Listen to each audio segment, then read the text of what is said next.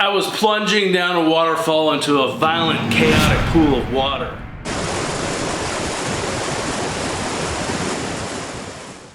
The hydraulic force plastered my body into the front of the kayak. My knees bent forward, breaking my legs, tearing my ligaments, where I drowned and died. This is the story of Dr. Mary Neal, MD, and the beginning of my research into the light.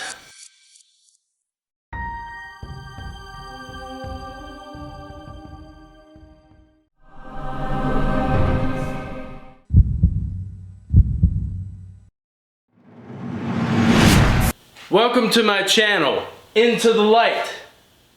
This channel's been in works for quite a while. I've been making excuses before I start the channel.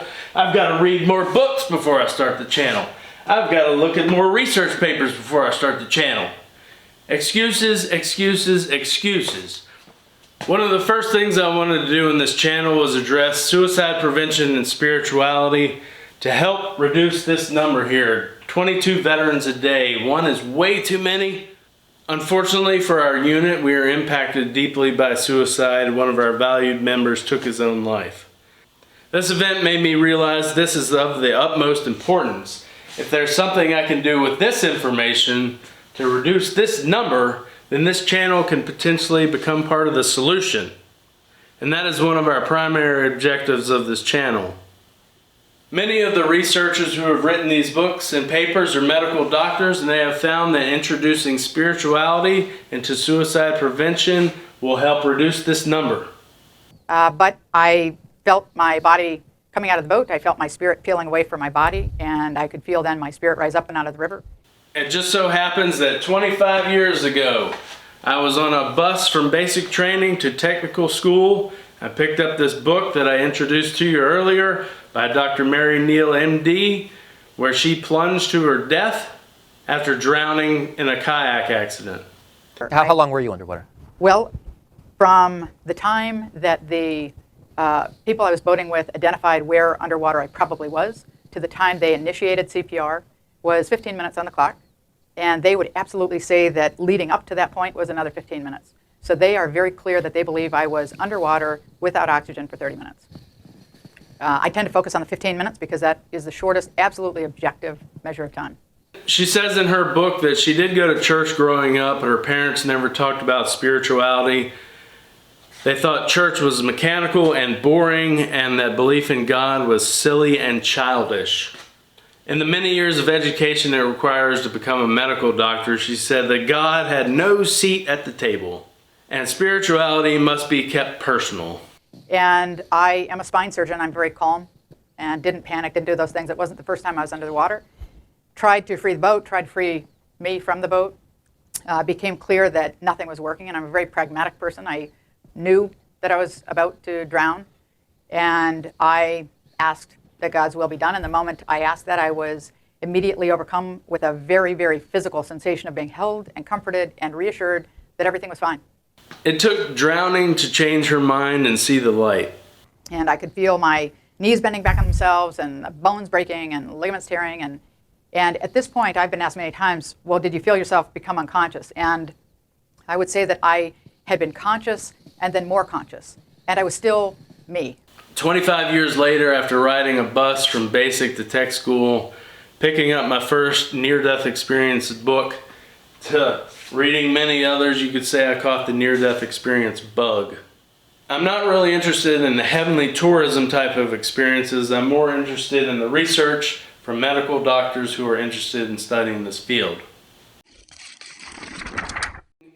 I went from receiving a Bible, putting it on the shelf where it collected dust, finally getting it off the shelf, reading it, to getting my own Bible and many others, to where I'm filling it up with highlights, tabs, going over it in search of that divine loving light that near-death experiencers claim to have seen.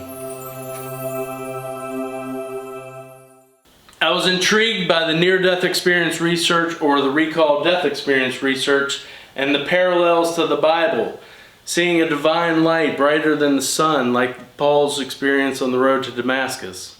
Yes, I do exercise caution when reading these testimonies. I realize that it's a halftime show, not the final act. With these recall death experiences or near-death experiences being in the tune of millions worldwide, that is why life after death is one of my top research studies. The life after death studies has also paralleled into my biblical studies. With millions of people having these recalled experiences of death worldwide, it cannot be chalked off to hallucinations or byproducts of a dying brain. Like Paul on the road to Damascus, who many people proclaim had a near-death experience, he, Dr. Mary Neal, and millions of others have been transformed by this divine light. But rather, he's talking about when he was taken up to the third heaven and received basically his theological education in heaven. So I wonder how you might respond to that. First thing I'd say is the third heaven passage is probably a near-death experience. Paul says, I know a man, then we find out it's him. He tells you it's him. But I knew a man 12 years ago. And when you work the chronology out, it comes to about the time that Paul was stoned and left for dead in Lystra. Wow, this works out in Lystra. This might be one of those things where people have a glimpse of heaven, what we call NDEs today. I would say it was probably an NDE. The evidence seems to be pointing to answers to the tough questions being able to be answered by looking into the light. Questions like, can light create matter? Is light infinite? Do our cells emit light? Does our brain emit light? Does our DNA emit light? Can we use light for healing purpose in medical treatments? What happens to the light, the biophotons in our body when we die? Is there an association with light and consciousness? And probably the deepest question of all, what is this divine loving light that people see when they die? And can we know this light personally? These are just a few of the questions we'll delve into on Into the Light. We'll look at biblical studies, spirituality, life after death, and the light of light, and ultimately the only divine light you can know on this plane of existence.